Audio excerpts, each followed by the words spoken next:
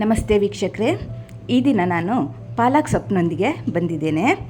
ಇದರ ತಂಬಳಿಯ ರೆಸಿಪಿಯನ್ನು ನಾನು ಶೇರ್ ಮಾಡ್ತಾ ಇದ್ದೀನಿ. ಈ ನಮ್ಮ ಮಲೆನಾಡಿನ ಮನೆಗಳಲ್ಲಿ ತಂಬಳಿ ಒಂದು ವಿಶೇಷ ಸ್ಥಾನನ ಪಡೆದಿದೆ. ತಂಬಳಿ ಮಾಡಲಿಕ್ಕೆ ಪಾಲಕ್ ಸೊಪ್ಪನ್ನು ಮೊದಲು ಚೆನ್ನಾಗಿ ತೊಳ್ಕೊಳ್ಳೋಣ. ನಂತರ ಇದನ್ನು ಸಣ್ಣದಾಗಿ ಕಟ್ ಮಾಡ್ಕೊಳ್ಳೋಣ. ಬೇಸಿಗೆ ಕಾಲಕ್ಕೆ ತಂಬುಳಿ ದೇಹಕ್ಕೆ ಅತ್ಯಂತ ತಂಪಾದ ಆಹಾರ ಪದಾರ್ಥ. ಅದೇ ರೀತಿ ಗರ್ಭಿಣಿ ಸ್ತ್ರೀಯರೇನಾದ್ರು ಮನೇಲಿದ್ದರೆ ಊಟಕ್ಕೆ ತಂಬಳಿ ಕಂಪಲ್ಸರಿಯಾಗಿ ನಾವು ಮಾಡ್ತೀವಿ. ಈ ಪಾಲಕ್ಕು ಆರೋಗ್ಯಕ್ಕೆ ಎಷ್ಟು ಉತ್ತಮ ಅನ್ನೋದು ನಿಮಗೆಲ್ಲ ಗೊತ್ತೇ ಇದೆ. ಇದರಲ್ಲಿರೋ ನ್ಯೂಟ್ರಿಯೆಂಟ್ಸ್ ನಮ್ಮ ಬೋನ್ ಹೆಲ್ತ್ಗೆ, ಐ ಹೆಲ್ತ್ಗೆ, ಗಟ್ ಹೆಲ್ತ್ಗೆ ತುಂಬ ಸಹಾಯಕಾರಿಯಾಗಿದೆ. ಅದೇ ರೀತಿ ಹೇರ್ ಫಾಲ್ ಕಂಟ್ರೋಲ್ಗೆ, ಹೇರ್ ಗ್ರೋತ್ಗೆ ಇದರ ನಿರಂತರ ಸೇವನೆಯಿಂದ ಬಹಳ ಉಪಯೋಗ ಆಗುತ್ತೆ. 1 ಸ್ಪೂನ್ ಎಣ್ಣೆ ಹಾಕ್ಕೊಂಡು ಹೆಚ್ಚಿದ ಸೊಪ್ಪನ್ನು ನಾವು ಹುರ್ಕೊಳ್ಳೋಣ.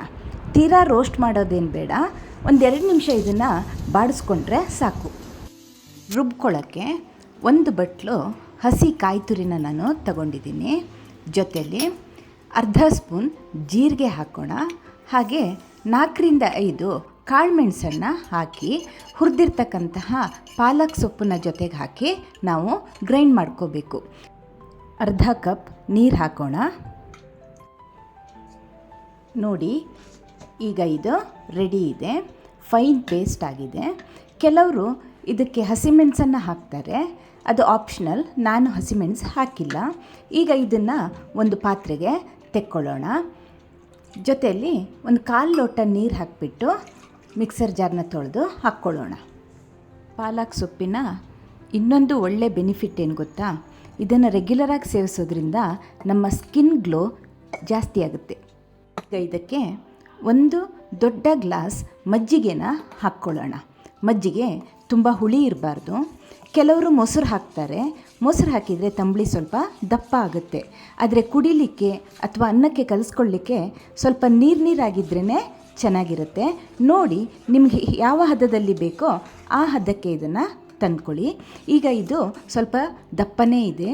ಇದಕ್ಕೆ ನಾನೀಗ 1/4 ಲೋಟದಷ್ಟು ನೀರನ್ನು ಹಾಕಿ ಬೆರೆಸ್ತಾ ಇದ್ದೀನಿ. ಇದಕ್ಕೀಗ ರುಚಿಗೆ ತಕ್ಕಷ್ಟು ಉಪ್ಪನ್ನು ಹಾಕ್ಕೊಳ್ಳೋಣ. ಒಮ್ಮೆ ಕೈ ಆಡಿಸಿ ಒಂದು ಒಗ್ಗರಣೆ ಕೊಟ್ಟರೆ ತಂಬುಳಿ ರೆಡಿ. ಒಗ್ಗರಣೆಗೆ 2 ಸ್ಪೂನ್ ಎಣ್ಣೆ ಕಾಯಿಸ್ಕೊಂಡು 1/4 ಸ್ಪೂನ್ ಸಾಸಿವೆ, ಅರ್ಧ ಸ್ಪೂನ್ ಉದ್ದಿನಬೇಳೆ, ಕರಿಬೇವಿನ ಸೊಪ್ಪು, ಹಾಗೆ 1 ಒಣಮೆಣಸಿನಕಾಯಿನ ತುಂಡು ಮಾಡಿ ಹಾಕ್ಕೊಂಡು ಒಗ್ಗರಣೆ ರೆಡಿ ಮಾಡ್ಕೊಳ್ಳೋಣ. ಇದನ್ನೇ ಈಗ ತಂಬುಳಿಗೆ ಸೇರಿಸಿ ಕೈ ಆಡಿಸಿದರೆ ರುಚಿಯಾದ, ದೇಹಕ್ಕೆ ಹಿತವಾದ ತಂಬುಳಿ ಸವಿಯಲು ಸಿದ್ಧ.